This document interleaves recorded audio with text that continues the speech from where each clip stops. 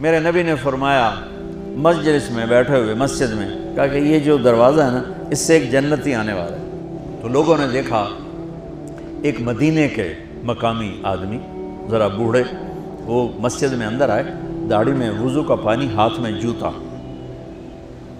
نماز میں شریک ہو گئے۔ اگلے دن آپ کی محفل تھی تو آپ نے فرمایا یہ جو سامنے دروازہ ہے اس سے ایک جنتی آ رہا ہے۔ تو سیم وہی آدمی اسی حالت میں انٹر ہوئے۔ اگلے دن ہوا تو آپ نے کہا اس دروازے سے جنتی آنے والا ہے، ٹھیک وہی آدمی اسی حالت میں انٹر۔ اس مجمع میں ایک صحابی بیٹھے ہیں، ان کا نام ہے عبداللہ بن عمر۔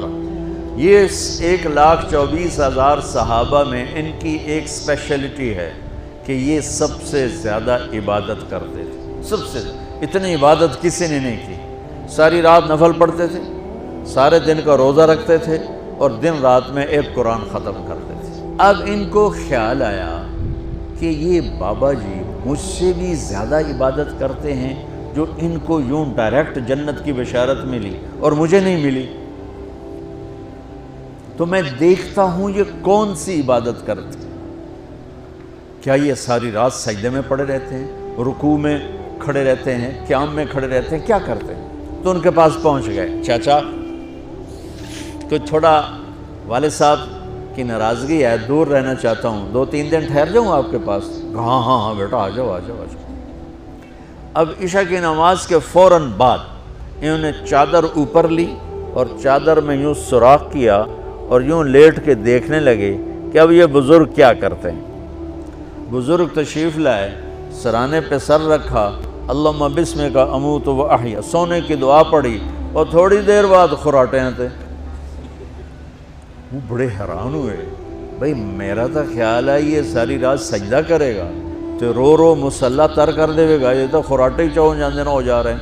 اب وہ دیکھ رہے ہیں ابھی اٹھے گا ابھی اٹھے گا ابھی اٹھے گا، پھر انہوں نے کپڑا اتار دیا، ابھی سویا ہوا ہے۔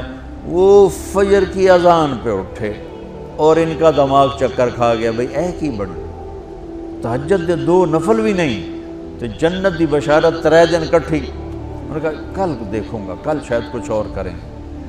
اگلے دن آئے، پھر اسی طرح کر کے لیٹ گئے ایسے، اور بزرگوں نے بھی یوں کیا، اور بسمک اموت و احیا، اور پورا کمرہ خراٹے نال۔ وہ پھر پریشان، یہ کب اٹھے گا کب اٹھے گا؟ فجر کی اذان پہ اٹھے تو اور ان کی حیرت بڑھ گئی، کہنے والا سچا، اس کے بات کو تو چیلنج ہو نہیں سکتا، وہ محمد مصطفیٰ ہیں، لیکن یہ چکر کیا ہے، یہ جنت مل کیسے رہی ہے؟ چلو ایک رات اور صحیح۔ تیسری رات آئے، یہ یوں لیٹے وہ یوں لیٹے، یہ دیکھتے رہے وہ سوتے رہے، حتیٰ کہ فجر کی اذان پہ آنکھ کھلی تو یہ نا پھٹ پڑے، کہنے لگے چاچا بات بتاؤں؟ کہنے کیا؟ کہ میری کوئی جھگڑا نہیں تھا ابا سے، میں نے 3 دن مسلسل تیرے بارے میں سنا جنتی آ رہا، 3 دن تجھے اللہ کے نبی نے بشارت دی جنتی ہے جنتی ہے جنتی ہے، لیکن میں اس بات پہ حیران ہوں تو ساری رات سوتا رہتا۔ اس زمانے میں منافق بھی تہجد نہیں چھوڑتے تھے، فرض نماز تو فرض نماز ہے، منافق بھی تہجد نہیں چھوڑتے تھے۔ تو کہنے لگے کیا کرتے ہو؟ ساری رات تو سوتے گزار دیتے ہو، کیا کرتے ہو؟ کہنے لگے بھتیجے جو تو نے دیکھا ہے یہی کرتا ہوں۔ اب یہ پریشان ہے کہ اللہ کے نبی کی بات کو تو چیلنج ہو نہیں سکتا، اور جس کو بشارت دی ہے انہوں تے فٹ نظر نہیں آ رہی کہ کیسے 2 نفل آج کہ نیک لوگ تہجد نہیں چھوڑتے۔ تو کہنے لگے اچھا چلو اللہ نے ایسا ہی، یہ 4 قدم چلے تو آپ سننا، کہا بھتیجے ادھر آؤ، کہا بیٹا ادھر آؤ، آ گئے۔ کہنے لگے اب تو میں اصلی بات بتاؤں، اب تو میں اندر کی بات بتاؤں؟ میں کہا کیا ہے کیا ہے؟ اب وہ تیار ہو گئے کہ یہ کہیں گے میں 3 دن بیمار تھا اس لیے میں اٹھ نہیں سکا، ورنہ میں تو ساری رات سجدے میں گزارتا ہوں، میں تو ساری رات روتے روتے گزارتا ہوں۔ تو 3 دن میں بیمار تھا، میرے پیٹ میں درد تھا، میرے سر میں درد تھا، تو میں اٹھ نہیں سکا، ورنہ تو دیکھتا تو حیران ہو جاتا میری رات کیسے ہوتی۔